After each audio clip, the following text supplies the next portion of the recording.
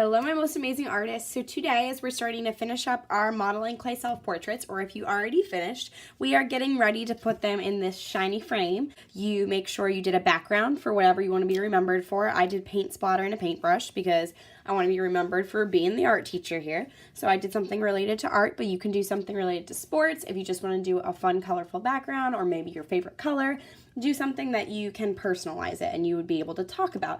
Because after you do that, after you finish your portrait, you make sure you have all of the details like nose, eyes, ears, mouth, all those things. You're wearing a shirt, and then you glaze it with that shiny stuff. That's just the brush that you take at the back counter, and you brush on that shiny glaze onto it. After you do those things, then you are going to have to pick up one of these from your bins today. So if you already finished, the first thing that you're going to do is you're going to have your portrait back in your bin.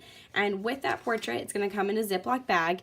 You are going to pick one of these writing assignments. Yes, a little bit of writing and art. Don't worry, it's super short. You get to pick any of these word bubbles, action bubbles, or thought bubbles, and I want you to think about what your portrait had to do with. If you're not too sure what you want to be remembered for, then maybe if you don't have an answer to that, you go with your advice for next year's 5th graders. If you have some good advice for them. Remember, this is your legacy project. It's going to be hanging up all together on the wall, and I want to display these little word of advice to next year's 5th graders, or what the legacy you're leaving is. Because you were here for, whether you were here since kindergarten or pre-K, or you just got here. No matter what, you are going to be remembered by your teachers and your friends and everybody here. And I want to know what you're going to be remembered for, what you think the legacy you're leaving behind is.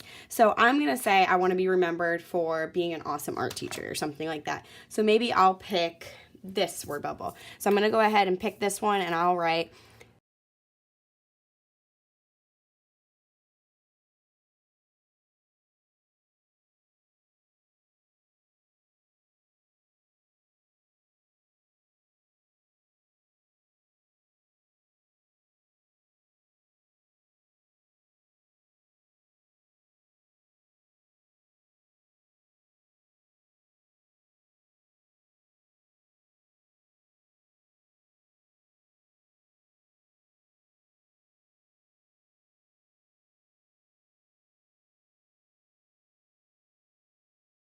that. You're going to put your portrait and your word bubble together, either if that's going to be in your Ziploc bag if you already glazed it, or if you have not glazed it yet, well then that's the first thing you're going to do. You'll do this part, you'll finish it using your modeling clay, you'll go back to the back counter, you'll glaze it, but make sure that this stays with it. So I'm going to write Miss Q on here. So I want to ask you guys to do that too, as well as your class codes. So once you're done with your self-portrait and your little writing assessment, then you're going to have the secret project. Now, the secret project is that project for our teachers. So it's the same thing with the modeling clay and making portraits, but this time it's a gallery of gratitude. We're thankful for the teachers that helped us out here, or the staff, the people who helped us out at Pride. Whether you were here for a long time and you've had all of the teachers here, most of them, you know everybody, or if you're new, we are going to make a gallery of gratitude saying thank you to our teachers. They will get this portrait, and I think it'll be really awesome to have it up there. Now, I have all the portraits already up here in a bin.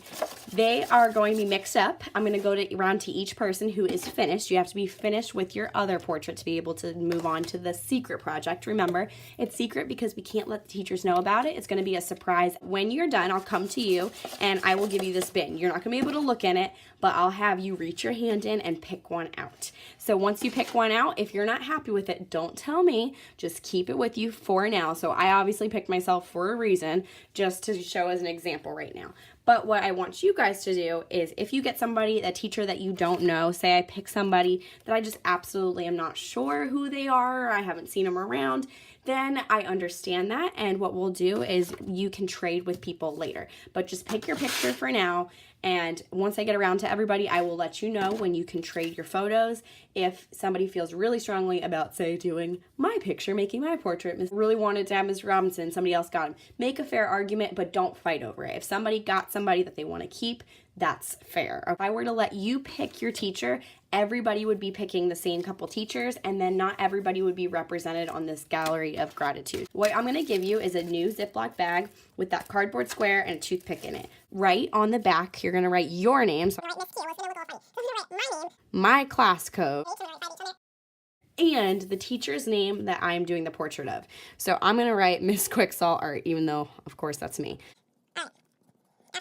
I can flip it over and I can start doing my portrait. Now the goal today is just to do the background. I know that took us a long time that first day that we were doing this. So the goal today is just to get some clay, heat it up in your hands, and get that background done on. You can do whatever you want for the background. You do not have to have it a blue background like that photo. So keep in mind you're gonna have to heat up that clay in your hands to spread it out on there. You do not have to do the same blue background. If they all had the same blue background as the school photo, that would be pretty boring. So make sure that you're thinking about that teacher if you know them. Maybe think about what they really like, what they enjoy, so what you're gonna do as their background. But first, just get down a color or a couple colors or stripes, whatever you wanna do. Get down those colors first, and then later you can add details. Like say for me, maybe I would do a bunch of art supplies.